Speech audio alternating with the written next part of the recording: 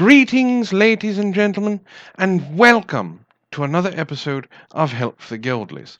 My name, of course, is Antoine. Now, first dates are thought-consuming, nerve-wracking, and downright terrifying. And everyone has their own way of preparing for them. Whether it's a blind date or someone that you decided to ask out and they said sure, you have a game plan, at least most of the time.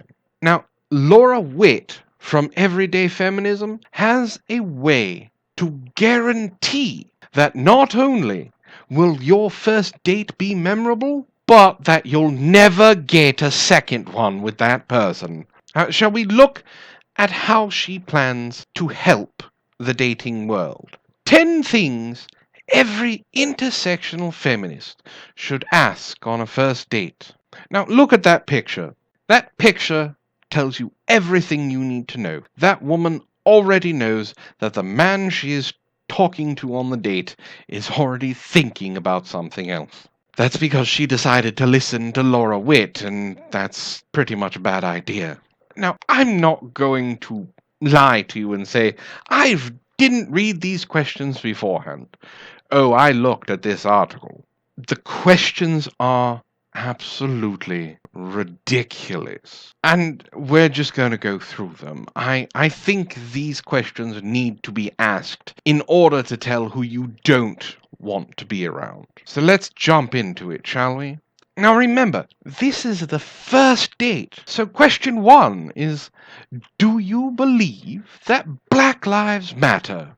They're not talking about the lives of people of color. They are asking you, at least Lara Witt is asking you about BLM. Now, I have no problem with black lives. I have no problem with brown lives.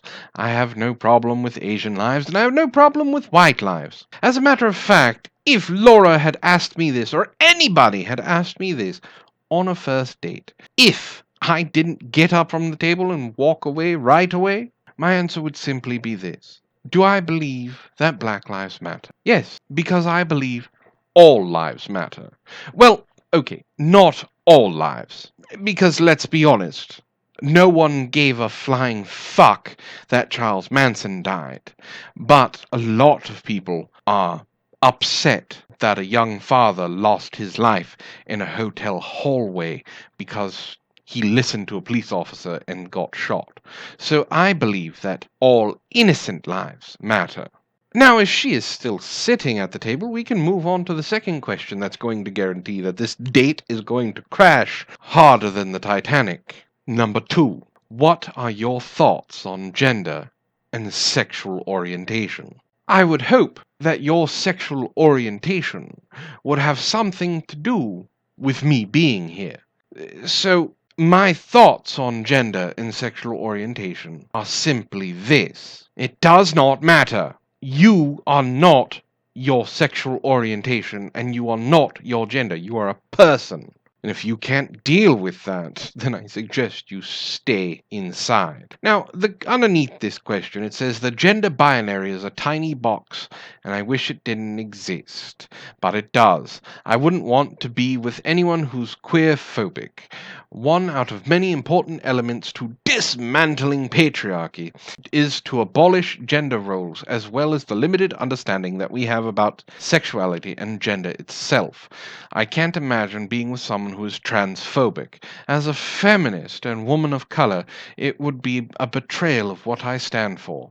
Ignoring trans-misogynoir, because everyone gets to make up words, would be to deny one of the biggest, most despicable problems that we face. Your gender does not conform with your sexual orientation. I identify as a male. My sexual orientation is bisexual. That has nothing to do with me being male. There are differences between gender and sex. If you give the wrong answer, you're going to be transphobic, or genderphobic, or whatever, or queerphobic, or whatever phobic they decide to slap your way. Question number 3. How do you work to dismantle sexism and misogyny in your life? Well, the short answer is I dismantled the conversation down to its basis functions in order to subtract the woman's clothes, divide her legs, and help her multiply. On to question number 4. What are your thoughts on sex work? Well, if I've gotten to question number 4, I honestly don't think you want me knowing that there's the opportunity of getting my dick sucked for $10 while still having to deal with you in hopes that that will actually happen. Because if that's what you want me to think about, I'm definitely stepping away from the table. Number 5. Are you a supporter of the BDS movement? Now, I said BDS, not BDSM. I know it sounds a little different, but if you're hoping that the date is about to get really kinky, you're in for a big surprise. Because BDS stands for Boycott, Divest, and Sanctions, an effort to end international support for Israeli oppression of Palestinians. Am I a supporter of BDS? Well, since I actually had to figure out what the fuck that was, because this doesn't actually help, I look at it this way. If you're the bad guys, I don't like you.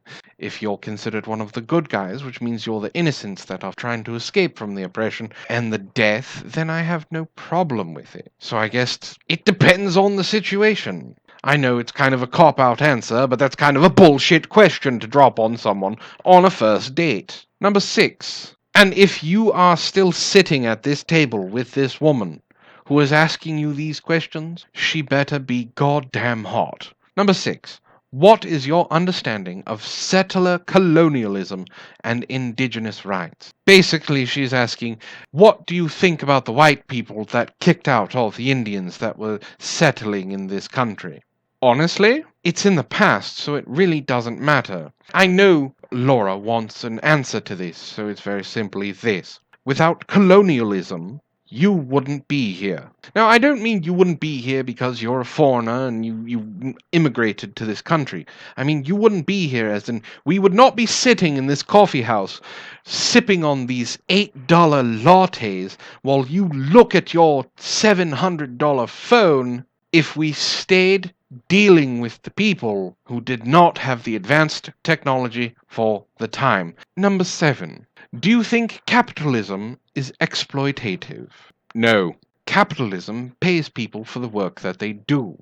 The sentence that says that means that if you aren't contributing to the system with your labor, your life means almost nothing. That's not true, because children who don't contribute to the system at all, their lives mean something. The reason you feel like your life means nothing is because you have no responsibility. You have no sense of self-worth. Capitalism rewards hard work. They're not exploiting the people who are working. If they were exploiting them, they wouldn't be paying them. You don't understand some of the words that you're using. It's fine. I get it. You are just going through college. You are working on your feminist basket weaving degree, and you believe that your feminist gender studies professor is letting you in on the little secrets of life that no one else knows. What they're not preparing you for is the fact that your degree that you're going to get in gender studies is not going to do anything for you. It only qualifies you to teach more gender studies students. It does nothing. Thus, why you believe capitalism is exploiting you. All you have to do is get a meaningful job and you will feel better about yourself. You will feel the praise of doing a good job by looking at your paycheck and seeing your hard work and using your money that you worked for to buy the things that you want. And when your boss says, good job, you do this better than anyone else, you will feel a sense of accomplishment that you couldn't possibly understand if you decide to go through with your interpretive feminist dance degree. Number 8. Can any human be illegal? Yes. Yes, they can. Now, I understand what you're saying. You want to get rid of borders. You want to get rid of everything that makes a country a country. Now, you're being hyperbolic in saying that we're calling the person illegal. No, the qualifying term in illegal immigrants is immigrants. They are an immigrant.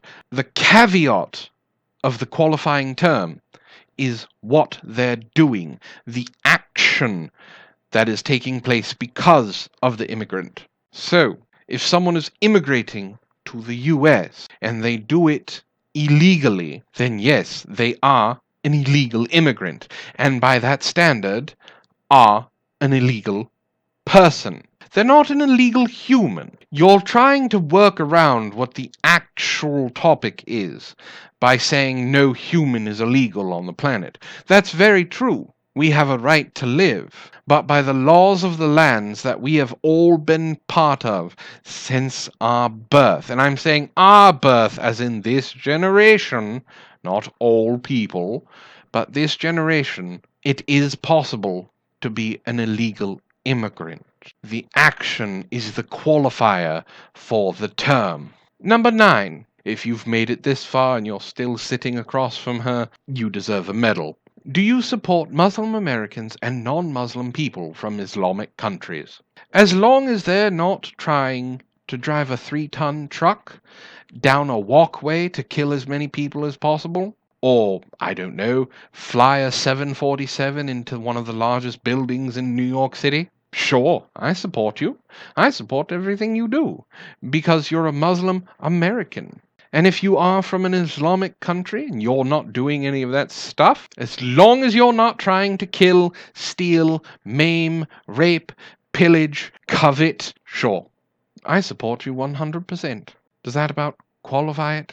Number 10. Does your allyship include disabled folks? Now, my question is this just would I bang someone with no legs? Or are we talking about non-visible disabilities like autism or retardation? Because if that's what disabled people include, I am trying to go on a date with you, so I guess my answer would be yes. Now, if you're on the first date with this person and you made it all the way to the end, give yourself a gold medal, because you deserve it. These questions, they want you to ask on a first date. The date that you're supposed to be getting to know what they like, hell, even their name, what kind of music they like, what kind of movies they like, what kind of personality they have. If I was sitting across from a woman and she started asking me these questions, and we actually got to the sex work question, my response would simply be, you mean I can pay to be fucked? I guess that means you can get fucked. And I would get up and walk away. Because at that point, I don't want to know anything more from this person.